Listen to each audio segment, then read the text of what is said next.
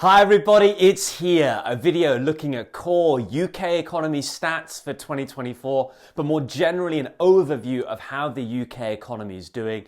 This video is absolutely crucial for your macroeconomics exams this year.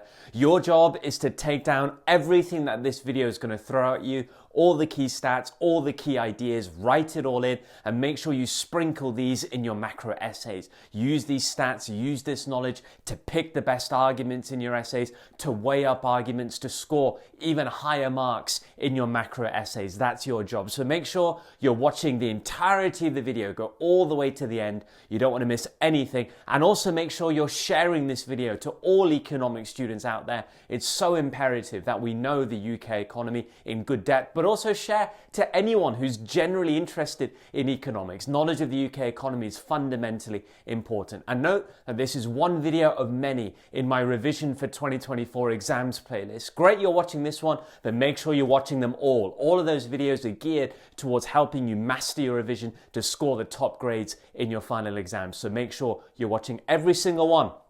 But let's dive in now. Let's start the video looking first at economic growth in the UK.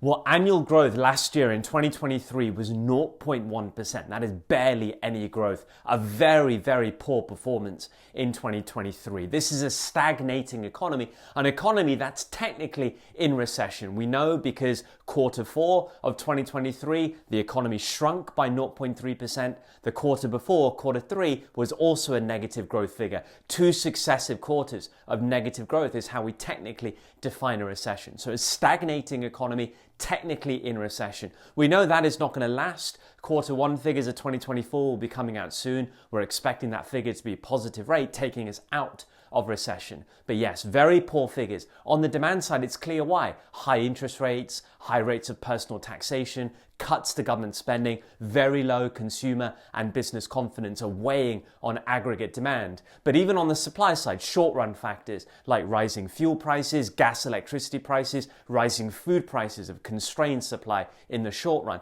But even in the long run, we have major constraints on our long-run supply performance. For example, because of very, very poor productivity, because of a shrinking labor force, poor and ailing infrastructure, underperforming public services, very weak business investment is all constraining our potential growth as well. In fact, speaking of potential growth, it has taken a battering in the UK because of all of those factors.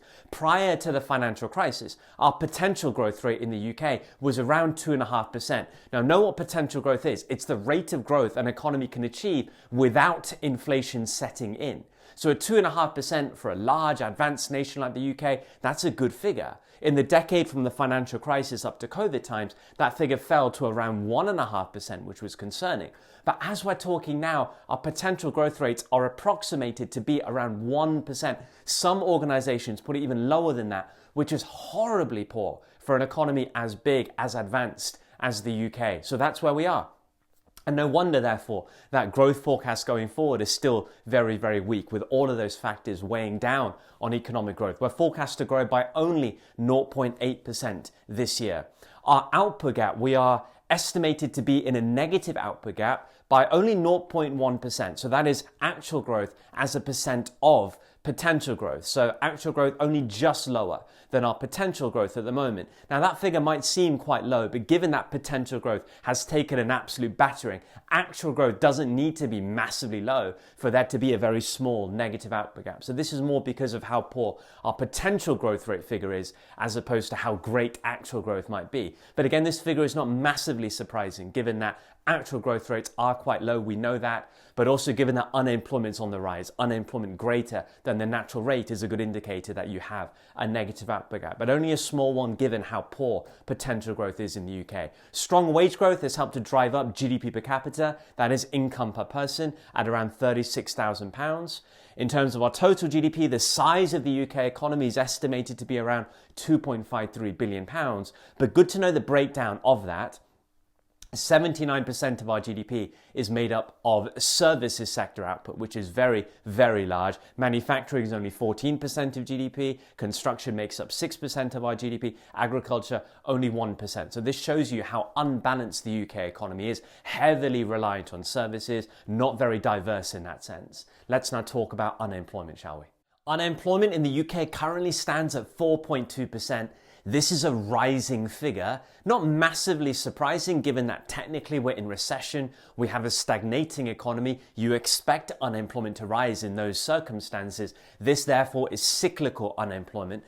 We have an unemployment rate above the natural rate, again indicating cyclical unemployment. Our natural rate in the UK is approximately 3.5%, so we are above that. But note that with all of these employment figures, unemployment figures, they're coming from a dodgy LFS, a dodgy labour force survey. The most recent labour force survey conducted by the Office for National Statistics only had 15,000 participants in it. Usually you have 100,000 people that partake in this survey. So only 15,000 people means we can't really trust the results of that survey and the data that's come from it. What the ONS are trying to do is move to a more technically advanced LFS, but they're not there yet. So they're still using this slightly off and dodgy LFS. So these figures are not as trustworthy and reliable as we want. Many economists think the unemployment rate is actually much higher than 4.2%, but that's the official rate at the moment.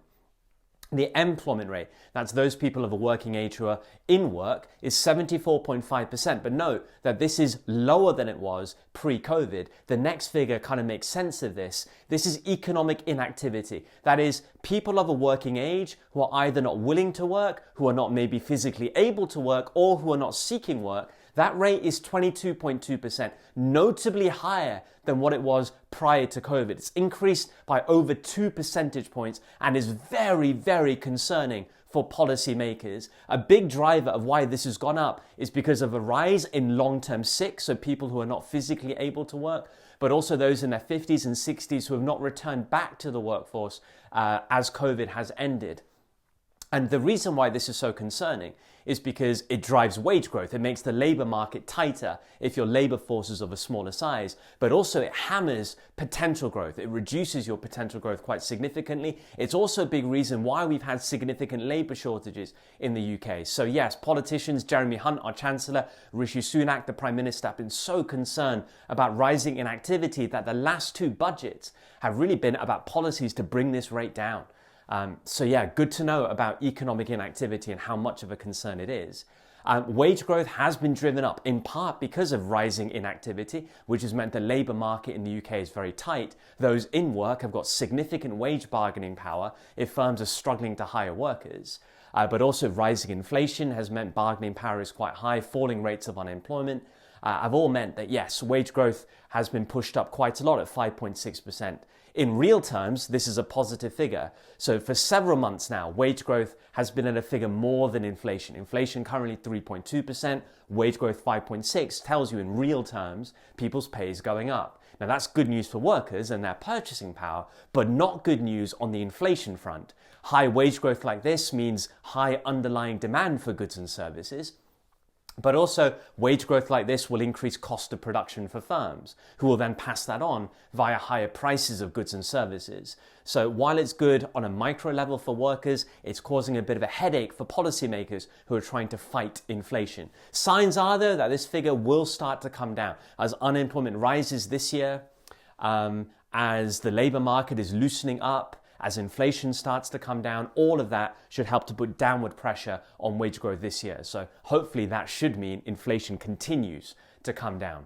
We talked about how the labour market is now loosening in the UK. What do we mean by those terms? A tight labour market is one where there are many, many job vacancies available. It's a sign that firms are looking to hire workers desperately, but there aren't really that many workers available because unemployment is so low. That's a tight labour market. We have the opposite of that right now in the UK, a loosening labour market. We know why? Because job vacancies are falling, implying that firms are not as willing to hire workers, a sign of weak economic conditions and low output.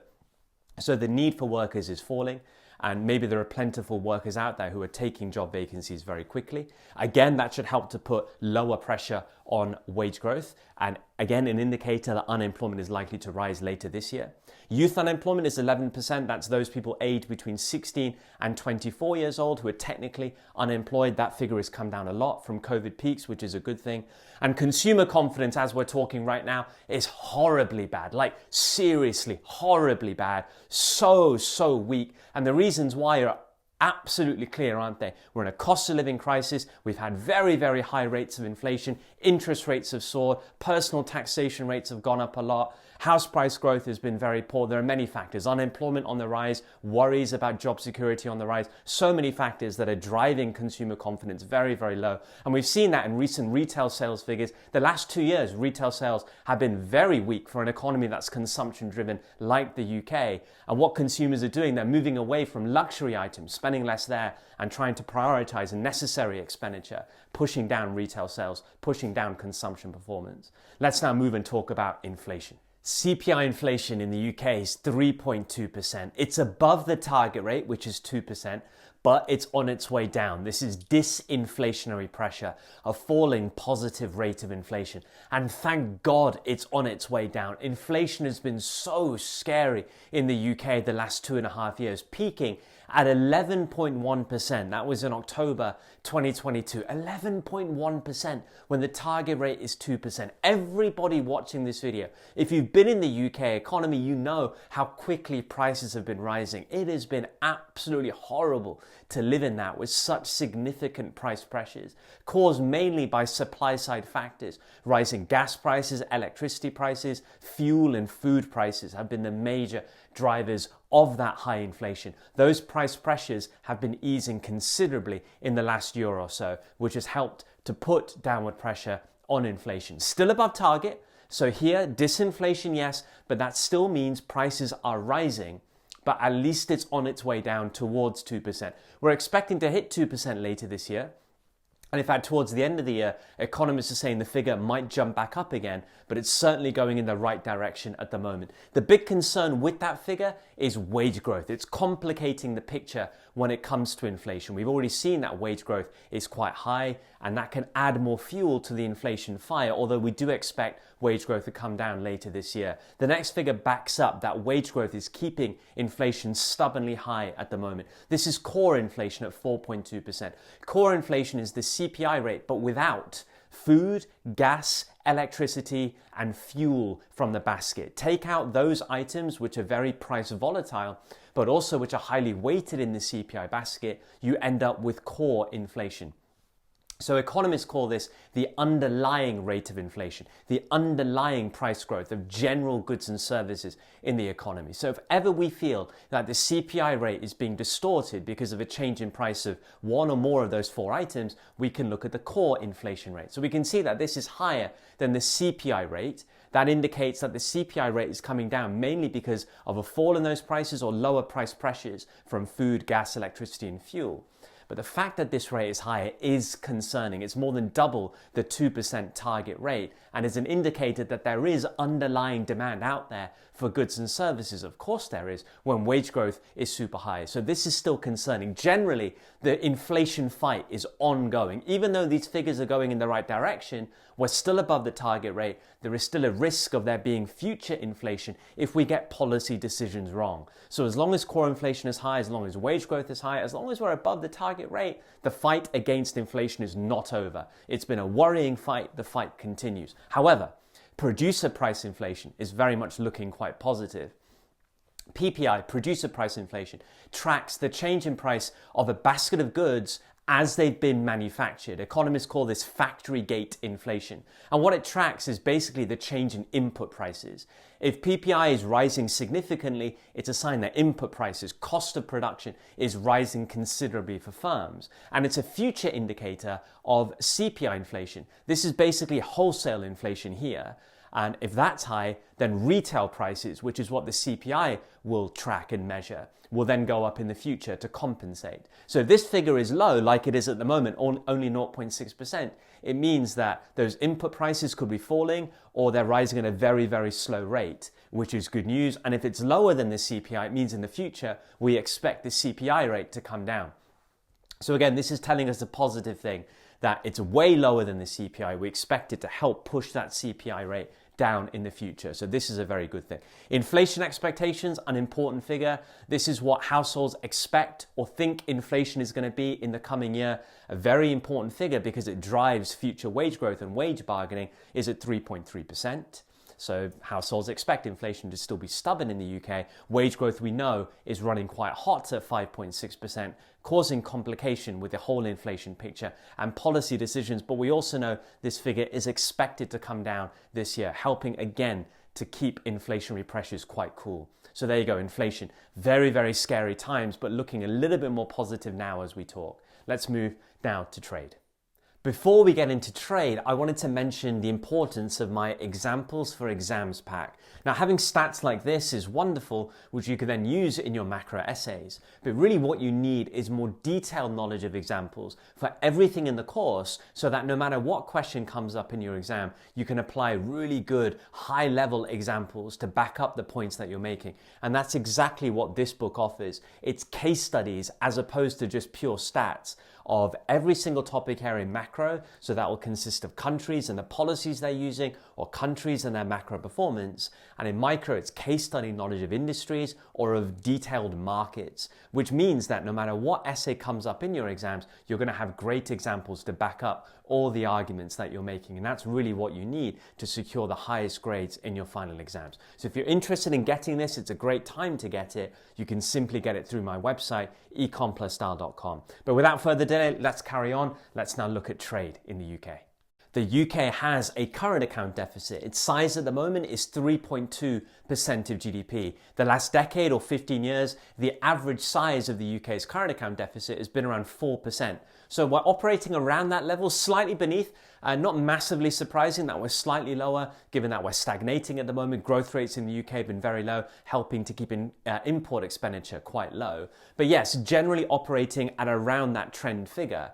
So what that tells you is that the last decade, 15 years, we've had a 4% of GDP current account deficit, a large and persistent one. Then there are underlying factors that keep that deficit quite high. And those factors are very much structural weaknesses or supply side drivers of very poor competitiveness in the UK economy. Most notably, these two things. Productivity has been awful in the UK ever since the financial crisis. If you look at productivity growth, it's been paltry. It's been shockingly bad compared to what it used to be prior to the financial crisis. And what that does, it just means we are chronically uncompetitive, and cost of production for firms is higher. Unit labor costs will be driven up, but also very weak business investment. Blame Brexit for that. Ever since the Brexit vote, business investment has been very, very low indeed. Both of these factors just mean that cost of production will be higher for firms and export competitiveness lower as a result. Add to that extremely high minimum wages in the UK. We have one of the highest minimum wage rates in the world, currently at £11.44 an hour. In the last 2 years, each year it's been going up by 10% or so. Significant rises in the minimum wage, another reason for high unit labour costs, another reason why export competitiveness is quite poor in the UK. So these are the underlying reasons why generally we have a large and persistent current account deficit, one of the largest deficits in the world. Even though we're slightly beneath the historical average, we still have quite a high current account deficit. Something that should improve it is the weakness of the pound.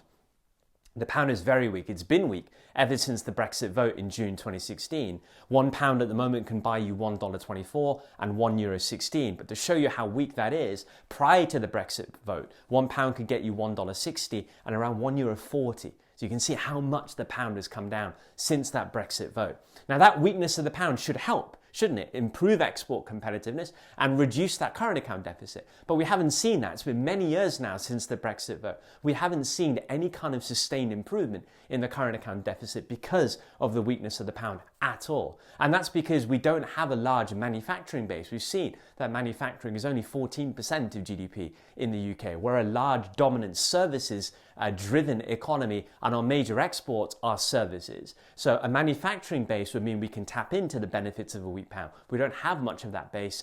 The services that we tend to export are non-price sensitive either. They're not bought because of their price. They're bought because of their quality, their reliability, their reputation. So weak pound will not help in that sense. What the weak pound has done is cause problems on the supply side by making imports more expensive, in particular imports of inputs. So this has done more damage than it has any benefit for the UK economy. What about performance of our major trading partner economies? The US is doing very well. In theory, good news for demand for British exports. But our number one major trading partner, Euro area countries, EU countries, well, they're kind of stagnating as a group of countries, as an overall economy, if you group them together. Stagnation there, not good news for demand for British exports. So mixed picture there. So there we have trade. Let's move on now to government finances. The UK government is running a budget deficit. Its size is 4.2% of GDP in the most recent fiscal year, 2023 to 2024. Remember, a budget deficit is when government spending is greater than tax revenue in a year. It's basically government borrowing in a year. And a fiscal year in the UK is essentially from April to April. This figure is quite high by historical standards. Ever since the COVID crisis, budget deficits, annual government borrowing has been eye-wateringly high. Couple that with how big the national debt is. National debt is the total stock of government debt over time, currently standing at 98% of GDP. You know, the last couple of years, the amount of government spending on debt interest has been more than £100 billion, more than what the UK government spends on education yearly. So that's the damage of government finances being in bad shape. The IMF came out recently saying that the UK is teetering on the edge of unsustainability when it comes to the level of government finances. Push these figures higher even further, there's a risk of the UK defaulting on its debt, the IMF have said. So these are not good figures. If we look at bond yields are good to look at. They're an indicator of the general cost of borrowing for the government. This figure has gone up now at 4.2% average bond yields here, but it's a figure that's come down since the disastrous Liz Truss and Kwasi Kwarteng budget. Contractionary fiscal policy has also helped to push this figure lower. One example of contractionary fiscal policy has been what's happening with income tax. Know that in the UK, we have a progressive income tax system. So that means as income rises, tax rates increase. The average rate of tax increases for workers. This is our progressive income tax system, where any income up to £12,570 is tax-free. This is the personal tax-free allowance. Any income from £12,570 to £50,270 is taxed at 20%. Any income from £50,270 up to £125,140, it's taxed at 40%, and any income above £125,140, it's taxed at 45%, the higher rate. So income tax has been pushed up in two ways. First of all, the higher rate now starts at a lower figure. It used to be any income above £150,000 would be taxed at 45%. Now it's gone down to just over £125,000. So more higher income is being taxed at 45% than it used to be. But also these tax bands have been frozen all the way to 2029. That's a very significant tax rise, promoting the phenomenon of fiscal drag. Let's explain what that means. So every year, people's pay tends to go up, hopefully in line with inflation, where in real terms, they're not better off. But if these tax bands are frozen, that pay rise could drag more workers into higher income tax bands, where they end up paying higher rates of income tax, which could actually make them worse off. And in fact, just this policy alone is forecast to raise the government an extra £45 billion a year more by 2028. So freezing the bands, great news for the government, a way for them to earn more revenue. It's a contractionary fiscal policy in that sense, but horrible news for workers. Millions more people are going to be dragged into higher rates of tax as a result of this policy. It's a very significant tax rise, equivalent to a 7 percentage point rise in income tax rates, just freezing the bands to 2029. The Chancellor's tried to offset some of this impact by cutting national insurance. National insurance is another income tax on top of traditional income tax, but only taxing income from employment now. It's been cut twice in recent budgets, from 12% to 10%, now to 8%. There are talks that this can be cut further to 6% if there is another fiscal event before the election this year. Another direct tax has gone up. That's corporation tax from 19% all the way now to 25%, a big tax hike there. VAT is 20% in the UK, and our Gini coefficient, an indicator of income inequality, is currently 0.357, a figure that's risen over the last couple of years. Not surprising when you increase tax rates for those on lowest income significantly, and if you cut spending on benefits like we've done recently, if you cut spending in real terms on education, on health, on local council budgets, income inequality is going to rise, and it has, from around 0.34 a couple of years ago to now 0.357. Good to know there. Let's finish this video by talking about interest rates in the UK. The Bank of England base rate is currently 5.25%, a figure that's risen considerably ever since December 2021 interest rates have gone up from 0.1% now all the way to 5.25% for the core reason of taming significantly higher than target rates of inflation. Economists think that this figure is now peaked. We don't expect that figure to rise further as inflationary pressures continue to ease in the UK. The big talk at the moment is whether it's time to start reducing interest rates given the negative impact they've had on economic growth. But we know from inflation data that we've considered it's still too premature to be cutting rates. Wage growth is quite high, core inflation is still quite high. So I'm not expecting that rate to come down really until summer, maybe late summer at the earliest. So yeah, we're expecting that figure to stay as it is for a while now. We also know that there is a risk of lower interest rates triggering inflation further. We don't want to be doing that. Just when we think the inflation fight is being won, by cutting rates, we could re-trigger worryingly high rates of inflation again. The average lending rate is 6.25%, telling you that banks are passing on higher interest rates to consumers and to businesses that want to borrow. But those people who do want to borrow and can afford to borrow are likely to get loans as banks are willing to lend. Consumer confidence, though, we know is extremely weak. We've covered why previously in this video. So is business confidence. Quite poor at the moment. Not surprising with macro performance weak in the UK, with policy announcements quite volatile, hard to trust, with an election coming up this year. Also with trade frictions that remain with the EU. With higher taxation on businesses, all of that is suppressing business confidence. Though there are positive signs that this is gently recovering, but only we're at the start of that positive trend at the moment. The savings ratio, that is the proportion of disposable income that's saved and not spent, is 10.5%, which is quite high for historical standards in the UK. But again, not massively unexpected, that figure with high interest rates. We've had a very big cost of living crisis, weak consumer confidence. We expect savings to rise in that kind of a scenario. And then quantitative easing, the total amount of money that the Bank of England has pumped into the UK economy stands at £895 billion. That is a lot of quantitative easing. This started for the first time back in 2009 during the financial crisis years, but more recently during COVID, more than half of that figure came during the COVID crisis. That's a lot of money printing, a lot of money being pumped into the UK economy. So there you go, QE figure for you. So there you have it, an overview of the UK economy and core stats you need to sprinkle into your macro essays to watch those marks rise in your final exam. So please make sure that you've shared this video with anyone that's going to benefit from it, and know that there is so much more to come. More videos will be uploaded in my revision for 2024 exams playlist. Make sure you watch them as they come along. But thank you for watching this video, guys, a very important one. Can't wait to see you in future videos.